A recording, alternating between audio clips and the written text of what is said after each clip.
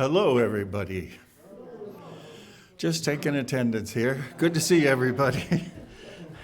During Alan's sermonette, I kept focusing on these lovely new sippy cups. I mean, he was talking about water. These were inspired by me because I can't take a drink without shaking. Oh, wow. Lemon. I can use both of them today. It's fantastic. It's good to see everybody, particularly nice to see Jan Boyner this week. We've been worried about you all week, and you look as lovely as ever. I hope you're doing as well as you look. Yes, we are taking a trip.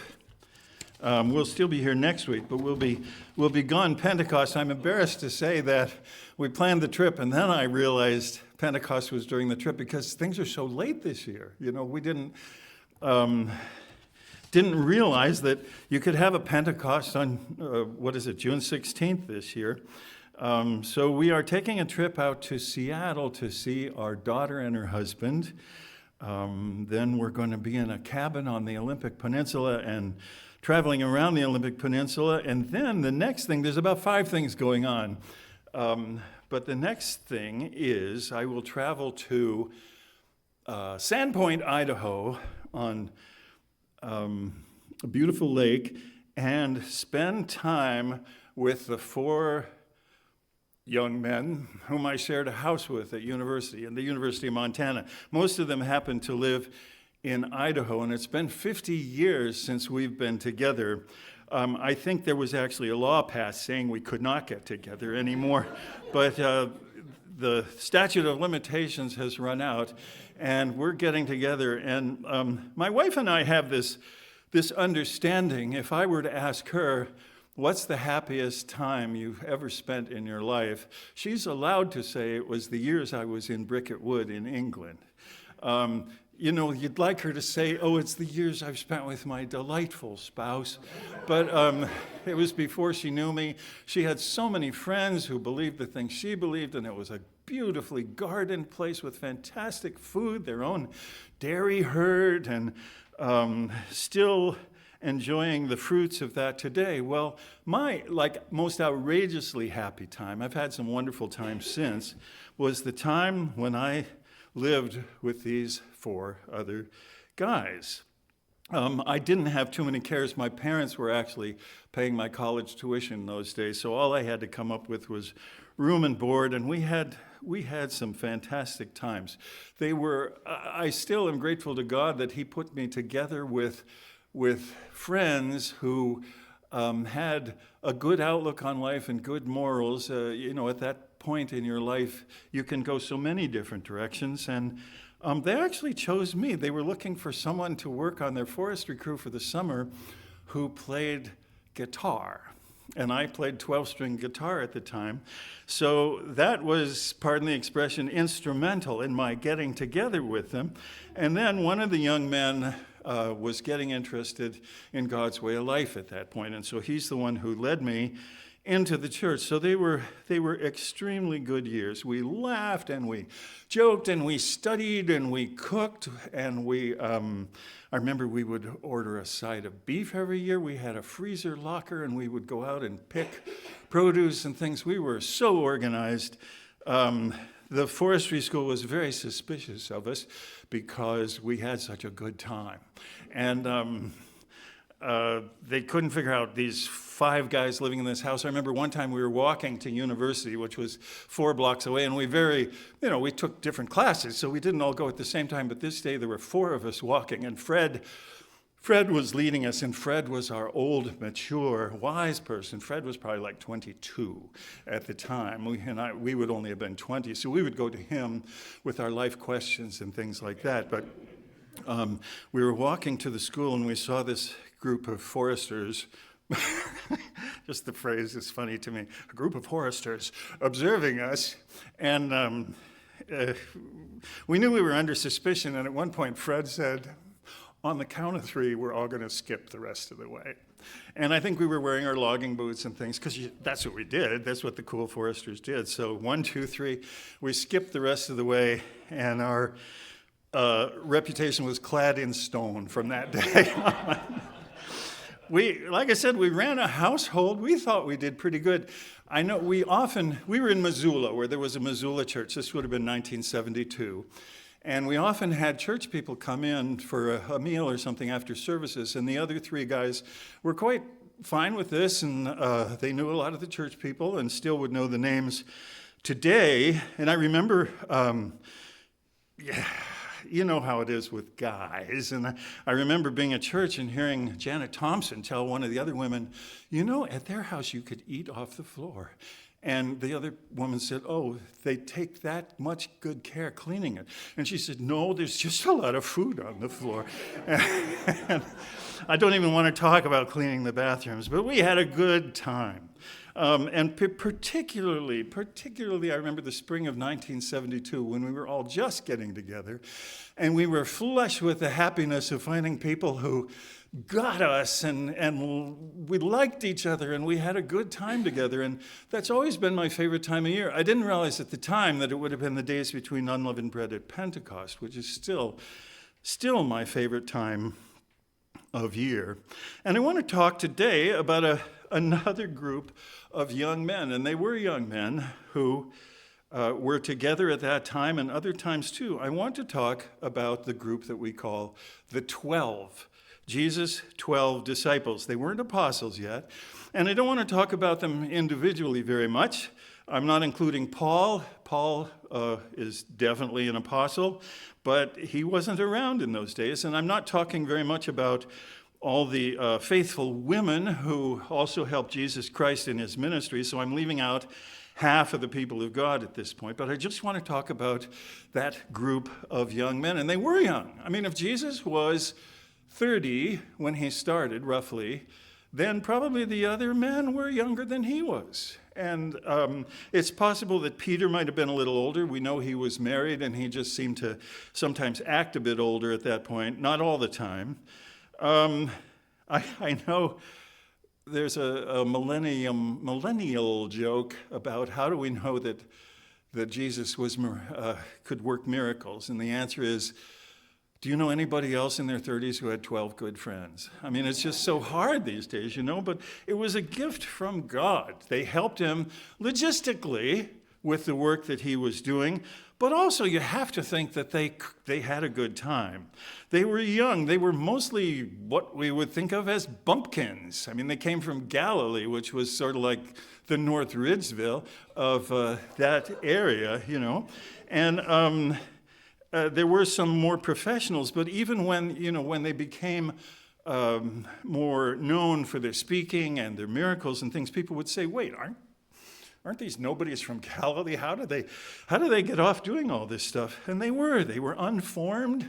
There were at least two sets of brothers. Of course, Peter and Andrew were brothers, and James and John. There might have been more, because we know that Matthew's father's name was Alphaeus, and there was a disciple whose name was James, the son of Alphaeus, and so could it be there were more Alphaeuses than one, but it's possible that there were interconnections. Actually, we know from the book of Luke that Peter and Andrew were actually partners in the fishing business with Zebedee and with James and John. So there were a lot of interconnections there, and it seems like Jesus knew Peter and Andrew and James and John possibly from growing up in that area around the Sea of Galilee. Let's turn to the first book of John, John 1, and read about some of the things that took place when Jesus first was forming this group of 12 young men. In John 1, and starting in verse 35, and you can see how unformed these people were, in a way a little naive and a little gullible. Matter of fact, Jesus even makes that comment. Verse 35, the next day, Jesus had been baptized. The next day, John was there again with two of his disciples, and this is John the Baptist. When he saw Jesus passing by, he said, "Look, the Lamb of God." When the two disciples of John, heard him say this, they followed Jesus. And turning around, Jesus saw them following and asked, what do you want? And it wasn't, what do you want? It was, well, what do you want? And they said, "Teacher, where are you staying?" And he said, "Well, come and you will see." He probably had rented a cabin or something at that point. And they went and saw where he was staying and spent that day with him. It was about the 10th hour. And one of these young men was Andrew, Simon Peter's brother, who got his start as a disciple of John. I think it's the Orthodox Church, Andrew is, a name they have for him is the Protokletos. Like that sounds a little bit like Parakletos, the word for the Spirit of God. But Protokletos means the first called, and apparently he truly was, but soon other people were called. And in Mark and in Matthew and in Luke, we have the story of Jesus calling the men out of their boats. But for now, we're in John 1. Verse 40, Andrew, Simon Peter's brother, was one of the two who heard what John had said and who followed Jesus. The first thing Andrew did was to find his brother Simon and tell him, "We have found the Messiah." Now that's a pretty bold statement. I mean, if I said that to you, you would probably report me and have me institutionalized, but that's quite a thing to say. And he brought him to Jesus. Jesus looked at him and said, "You are Simon, the son of God." Basically, he said, "I'm going to call you Cephas," or Peter, as we call him today. I don't know what I would do, if I met somebody and they said, "I'm going to call you Raphael." Where would that come from? But that was their encounter. It's possible they knew each other and were on good enough terms that Jesus had already given that some thought. The next day, Jesus decided to leave for Galilee. Finding Philip, he said to him, "Follow me." This is a new name. Philip, like Andrew and Peter, was from the town of Bethsaida. Philip found Nathanael and told him, "We have found the one Moses wrote about in the law and about whom the prophets also wrote, Jesus of Nazareth, the son of Joseph." And this was so exciting to them. They were just ecstatic about this because they'd been searching. Well, as Nathanael says, and don't say I didn't warn you, Nathanael says, "Nazareth? Can anything good come from Nazareth?" Meaning that bunch of hicks? Why are we getting a Messiah from Nazareth? Well, Philip said, "Come and see." Well, Jesus saw Nathanael approaching him and he said, "Well, here's a true Israelite in whom there is nothing false," or as it says in some translation, "in whom there is no guile." And you have to think there's a little bit of sarcasm in here that, we sang the hymn, "Praise Ye the Lord," and it talks about spreading his wings for to shade thee. Well, the Lord was definitely shading at this point. He was shading Nathanael. He was mocking him. "How do you know me?" Nathanael asked. Jesus answered, "Well, I saw you while you were still under the fig tree before Philip called you." So apparently he was privy to that conversation. And Nathan said, "Rabbi, you are the Son of God. You are the Son of Israel." And Jesus said, "Wait, you're believing because I told you I saw you under a tree? You shall see a few greater things than that." And he added, and Jesus wasn't good at keeping his mouth shut at this point. He didn't have to go on, but he said, "I tell you the truth, you shall see heavens open and the angels of God ascending and descending on the Son of Man." Well, in most budding friendships, that would be a turnoff. But in this case, they were looking for someone exactly like that. And so it was quite a thing for them. And let's just turn to Luke's account of the fishing boats, Luke 5, because it's in Mark and it's in Matthew.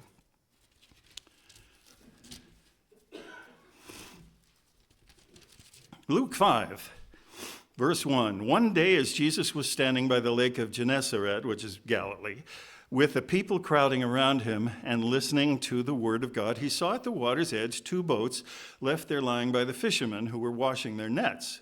He got into one of the boats, so he's stealing a rig at this point, the one belonging to Simon, and asked him to put out a little from shore. Then he sat down and taught the people from the boat. And that was a pretty good idea because he could back up from them and address quite a big group at that point.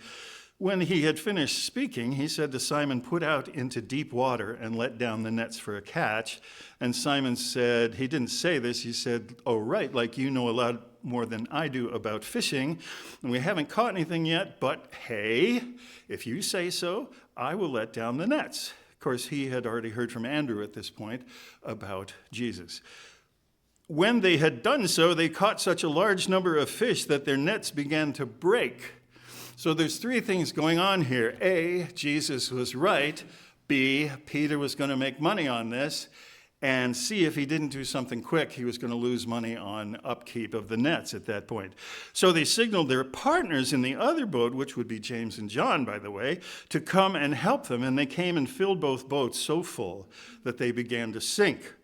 He's made his point, effectively. When Simon Peter saw this, he fell at Jesus' knees and said, "Go away from me, Lord, for I am a sinful man." And that's quite a poignant moment.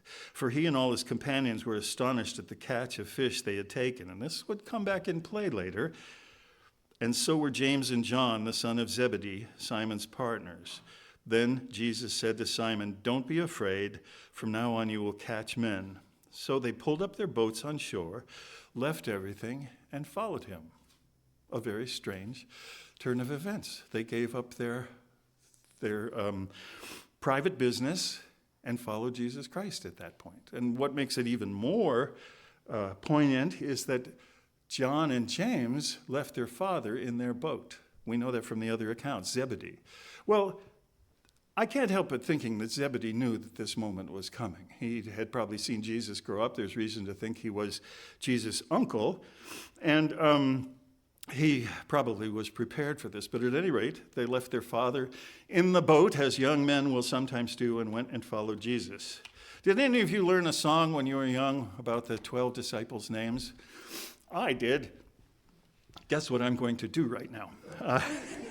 There were 12 disciples Jesus called to help him: Simon, Peter, Andrew, James his brother John, Philip, Thomas, Matthew, James the son of Alphaeus, Thaddeus, Simon, Judas, and Bartholomew. Bartholomew was sometimes known as Nathaniel in the book of John. Matthew's other name was Levi. Thaddeus was sometimes known as Judas the Zealot, and also in one place he's known as Lebbaeus, which may have been his last name. So there were a few different names to go around. And in Mark 3 and verse 13,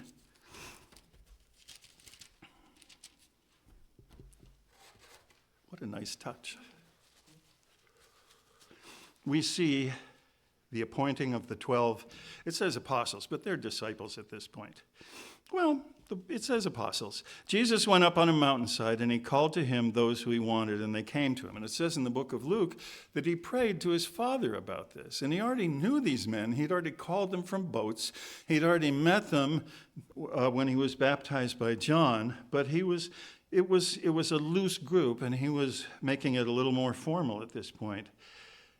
13 again. Jesus went up on a mountainside and called to him those he wanted, and they came to him. He appointed 12, designating them apostles. Not all manuscripts have that they might be with him and that he might send them out to preach. So it wasn't just to help him, he was training them. And to have authority to drive out demons. What? You can give that to people? These are the 12, and then he names them. It's interesting, though, that when he comes down to James, the son of Zebedee, and his brother John, to whom he gave the name Boanerges, the sons of thunder, that's because they wanted to call fire down on a village. And again, the Lord is throwing shade at that point. That was their nickname. But you know, when you're messing around with a group of friends, you do that kind of thing. So he sends them out. They were apprenticed to Jesus. They had seen him work at this point. They weren't a stranger to the things that he did. But in Mark, Matthew 10. In Matthew 10, starting in verse 1, he called his 12 disciples to him and gave them authority to drive out evil spirits and to heal every disease and sickness. Then he names them, and then he gives them a clear set of instructions and tells them how they're to behave, but they are to teach, they are to preach, they are to heal, and they are to cast out demons. So they had been apprenticing with him at this point, and the amazing thing at this point is that they did it. If Mr. Thomas told us to scatter out to the towns and teach and preach, heal people, and cast out demons, we would be A, terrified, and B, I'm not sure we could do it. I'm not sure that I have the faith. I don't know if if I knew that it was the Messiah himself, that would be a little more incentive. But at the same time, maybe it was to their favor that they really didn't know what they were doing. Maybe they just had that much faith. And it's amazing at this point that Jesus trusted them that much, but they did it. And in Luke 6, Luke says that he, at some point, might have been a different time, that he sent out 72 people. But, let's see, I might have the wrong verse.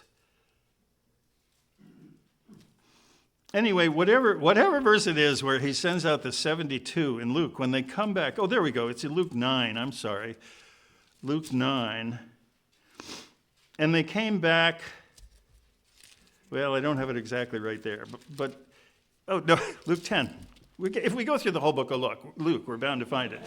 Luke 10 and verse 1, after this, the Lord appointed 72 others and sent them 2 by 2 ahead of him to every town to the place where he was about to go. So they were the warm-up crowd. And this is separate. There were, as you just saw, there were other places in Luke where he sent out the 12. But they came back in verse 17. This is what I want you to notice. The 72 returned with joy and said, Lord, even the demons submit to us in your name. So they did it.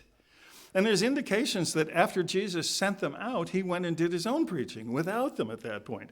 But it's incredible that early in Jesus' ministry, he could send these people who kept showing over and over again a lack of faith and understanding and support, at the same time could go out and joyfully heal people with the power of God. Of course, it was God who was pointing people towards the true work that was going on at that time.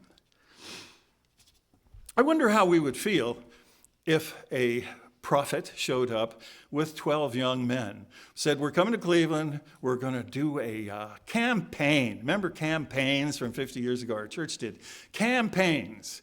And they had music, and they had entertainment and slideshows. The 70s were big on slideshows.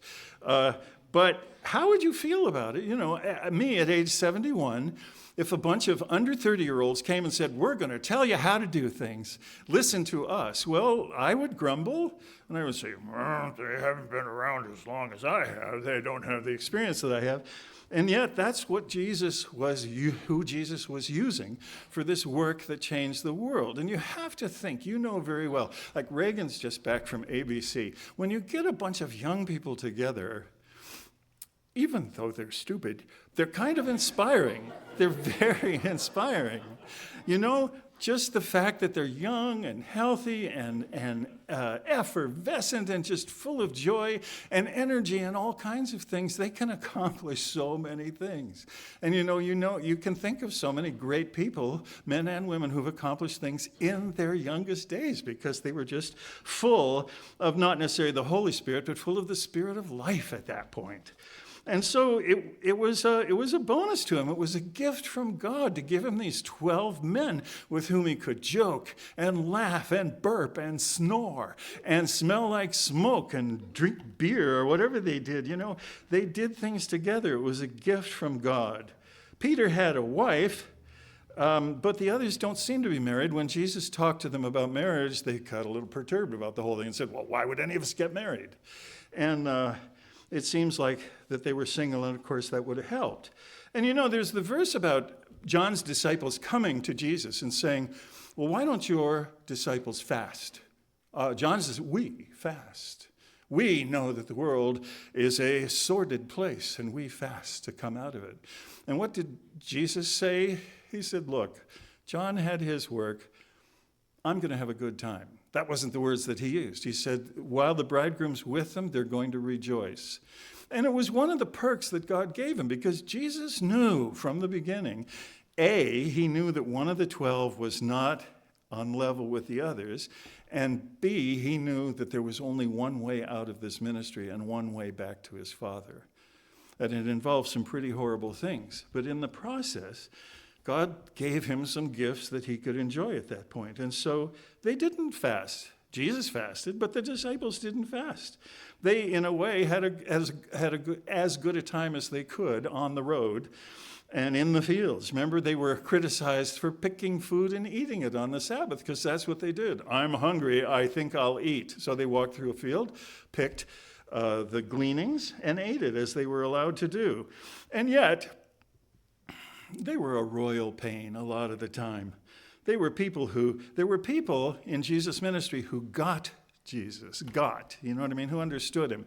People who had faith. The centurion, Jesus said, never have I found faith like this in Israel. There was the father whose daughter was healed. There was the woman who used her own hair and lotion to wash his feet. She was that devoted to him. Why didn't he pick people like that? People who'd already been tested and people who'd come out on the good side. And instead, that's not who he called. What was he up to?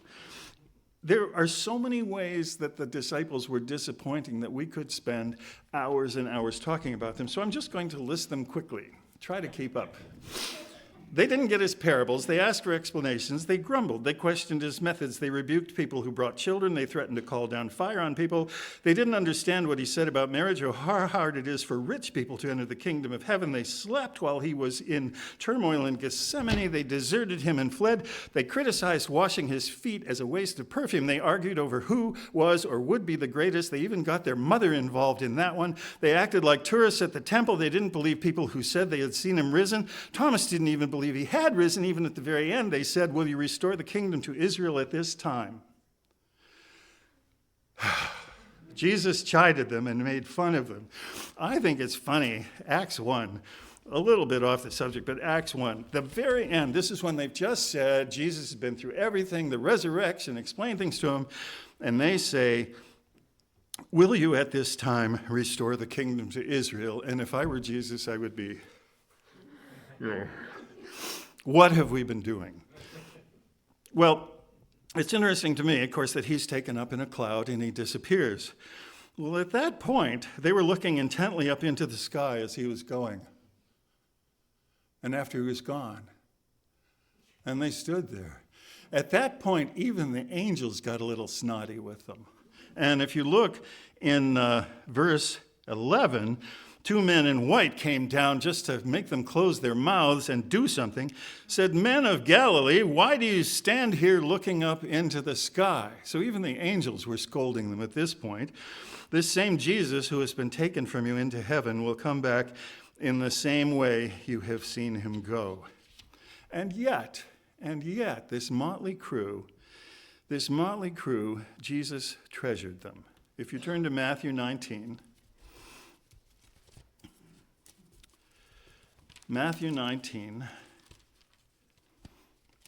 and verse 28.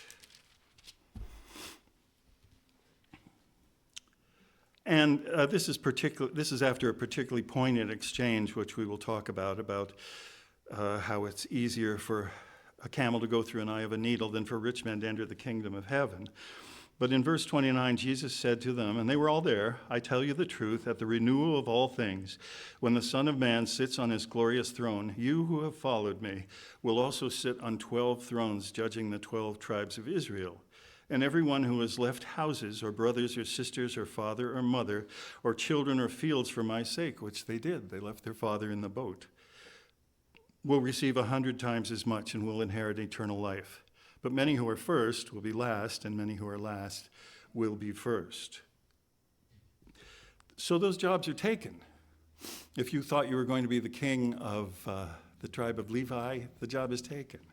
It's interesting that he handed those out to these unformed men at this point. When they grumbled in John 6, and they did grumble, in my translation it uses the word grumble in John 6. He was talking about, giving them his flesh to eat. And in John 6, starting in verse 60, on hearing it, many of his disciples said, this is a hard teaching. Who can accept it? Aware that his disciples were grumbling about this, Jesus said to them, does this offend you? What if you see the Son of Man ascend to where he was before? The Spirit gives life, the flesh counts for nothing. The words I have spoken to you are spirit, and they are life. Yet there are some of you who do not believe. For Jesus had known from the beginning which of them did not believe and who would betray him. He went on to say, "This is why I told you that no one can come to me unless the Father has called him." And from this time, many of his disciples, not the 12, but many of his disciples turned back and no longer followed him. Well, Jesus was at a low moment at that point, and he turns to his group and he says, "You don't want to leave too, do you?" And Simon Peter answered him, "Lord, to whom shall we go? You have the words of eternal life. We believe and know that you are the Holy One of God." And Jesus, with maybe a slight bit of bitterness, said, "Have I not chosen you, the 12, and yet one of you is a devil?" And yet, he must have been pleased by what Peter said, and he must have kept those words in his heart, and they must have encouraged him in the things that lay ahead at that point. And you know, there's the conversation in Matthew 16, but also in Mark and in Luke, where he turns to them and he says, in Matthew 16, down to verse 13, he was talking to people and telling them how they had little faith. The disciples forgot to take bread, and there was an issue and all that, and they didn't understand what he was talking about. And he turned to his disciples and said, "Who do people say the Son of Man is?" And there were various answers. Some said John the Baptist, some said Elijah, still others Jeremiah or one of the prophets.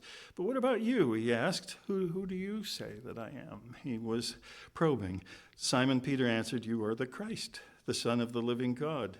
Jesus replied, "Blessed are you, Simon, son of Jonah, for this was not revealed to you by man, but by my Father in heaven." And so he went on to tell Peter that he would play a very special role in things, even when they argued about who was the greatest in Luke 22. And this was at a terrible time. This was right before that Passover supper, and the food was prepared, and they were going to do the foot washing and all kinds of things. And in Luke 22, starting in verse 24, he's already talked to them about somebody's going to betray them, and a dispute arose among them as to which of them was considered to be the greatest. Jesus said to them, "The kings of the Gentiles lord it over them." He could have lost his temper at that point, but he was very kind. "And those who exercise authority over them call themselves benefactors. But you are not to be like that." And he goes on and talks about how important it is to be humble and to be a servant, and it's possible that this is when the foot washing work in. But he does say in verse 29, after these people arguing about who was going to sit on what throne, he says, "I do confer on you a kingdom, just as my Father conferred one on me, so that you may eat and drink at my table in the kingdom and sit on thrones, judging the 12 tribes of Israel." So that still stands. Don't forget, when he sent them out to do the work, they did it, and they came back joyful. So they could be frustrating, but at the same time, they were his friends and his supporters. He confided in them.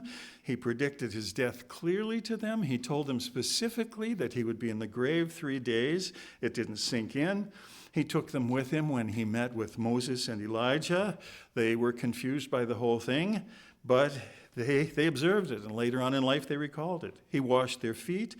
He comforted them in John 14. Let's turn to John 14. These are the words that we have just heard at our Passover service, because that's what was going on here. And he says in chapter 14, verse 1, "Do not let your hearts be troubled. Trust in God. Trust also in me." And he goes on to comfort them in great detail at that point. That's what's on his mind. He knows he's going to die the next day, and yet he's there comforting and strengthening this group of people. And in John 15, in verse 15, verses that we know very well, let's start in verse 13. "Greater love has no one than this, that he lay down his life for his friends. You are my friends if you do what I command. I no longer call you servants, because a servant does not know his master's business. Instead, I have called you friends, for everything that I learned from my Father I have made known to you." And of course, these are verses that mean a great deal to us with our own relationship to Jesus and to God the Father, but he's specifically talking to his pals. Yes, they were his servants, and they did what he told them to do, even when they didn't understand it. But he was emphasizing that they were his friends, and he spoke very clearly in these chapters of his love. The word love just comes up over and over again, and how much he loves them and the Father loves them. My group of 4 guys and I have never talked about that. We've never said how much we love each other. If I knew I was going to die the next day, it's possible that the conversation would come up. But we just don't do it. But Jesus wasn't afraid to do that. He put it in very clear terms, and it's written down for us. He took them with him when they left as his last human lifeline in his hour of need. And before he left, I wonder if he didn't stop and look at this motley crew of 11 men at that point and think to himself, what have I got going on here? He knew what their fate would be, by the way, because he'd already told them in these verses that they would be tossed out of synagogues and they would be put to death for preaching the word, and they were going to do it. And he knew that he had to prepare them for that kind of future, that they had to have that kind of strength.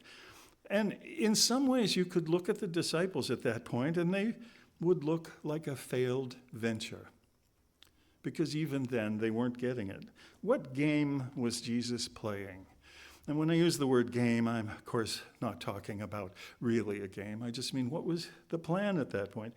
His ministry is over, but the one thing he is still doing is tending to the 11. And even when he rises from the dead and comes back, he has other things going on. I mean, one of the most significant things about that time of his life between unleavened bread and Pentecost was the amount of time that he wasn't there. What was he doing? I think he was having a good time looking at the earth, rejoicing with his Father. But at the same time, he would come back and he would kid his pals, because that's what they were. And he did rebuke them for not believing the people who said that they had seen him after he had risen and they didn't believe him. And he did chide Thomas and made him touch his wounds and things. But he was tending to the needs of those people. He eats with them. He comforts them. He makes fun of them. But he gives them special personal instructions at that time too. And you know, like in the last chapter of John, the things that he speaks to Peter and John. The 11 are incomplete at this point, and what's the one thing that he drums into them over and over? And it doesn't make sense to them at the time because they want to go fishing. But he says, no, you go to Jerusalem and you stay there and you get ready. And it wasn't as though he hadn't told them about it. Because in John 14, he had told them that he was going to send them a special gift, a gift that would prepare them for the work and that would make them recall all the things that they'd been through and would strengthen them and would give them a direct connection to God and make them the very children of God at that point. It was there at the beginning. You know, in Mark 2:22, he said, no, I'm not calling the people you think I'm calling. I'm calling new wineskins. Old wineskins aren't going to work. I'm not going to call elders and deacons. I'm going to call bumpkins and tax collectors and zealots and fishermen. That's who I'm going to call. And I'm going to stretch them in my own way so that they fit my work. And they need to be different from what people think is going on right now. They need to look at the whole world in a different way. They were nobodies from Galilee, but he grew them into his team. And then, as it says in John 16 and verse 12, I have much more to say to you, more than you can now bear. But when the Spirit of truth comes, he will guide you into all truth. He will not speak on his own. He will speak only what he hears, and he will tell you what is yet to come. He will bring glory to me by taking from what is mine, where he is, and transferring it to the earth where it's needed, to the minds of those people, men and women. All that belongs to the Father is mine, and that's why I said the Spirit will take from what is mine and make it known to you. And as you know, we're coming up to the day of Pentecost, and that's exactly what happened. They were there. They were assembled along with a bunch of other people. The Holy Spirit descended on them. They were never the same. They went out to the entire world at that point, and you know, that's why you're sitting here. That's why I'm here. And the message still goes on. Because they were not incomplete by the time when Jesus left them on earth, but after the day of Pentecost, they were ready. Well, did they grow old? It seems like many of them were martyred, and yet a lot of the accounts that we have come from false churches and false believers, and so we don't know. I mean, you know, there's endless churches with the remains of St. Andrew or St. Peter or other apostles. We don't know if they were martyred early. It seems as though they were. We know John lived a long time. Did they look back on the time when there were 12 of them gallivanting around Galilee in real heat, enjoying the teachings of their Lord and hearing them with their own ears and recalling it now with the power of the Holy Spirit?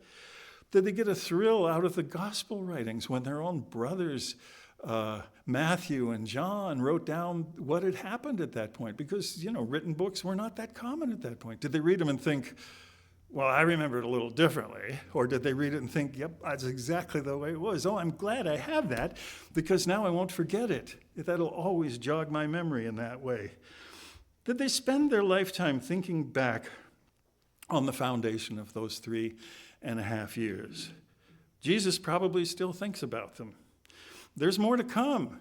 Just as I'm going to a reunion and getting together with 4 20-year-olds who happen to be in 70-some-year-old bodies, there's going to be another reunion. And on that day when we're all raised and we're meeting the Lord in the air, there's going to be all kinds of mini reunions. There'll be the grand reunion of the family of God at that point, but you'll also hear laughter, and there will be 11 guys over there, maybe 12, because there was a replacement for them, and they'll be palling around with the King of the universe. They'll be palling around with the Messiah, the Christ, the Lord of the earth. They'll be his pack of old friends, and he'll have jobs for them, but by that time they will be accomplished and seasoned, and he will say to them, "Well done, my good and faithful pals." I look forward to the day when those 12 are reunited with their Lord and back in action.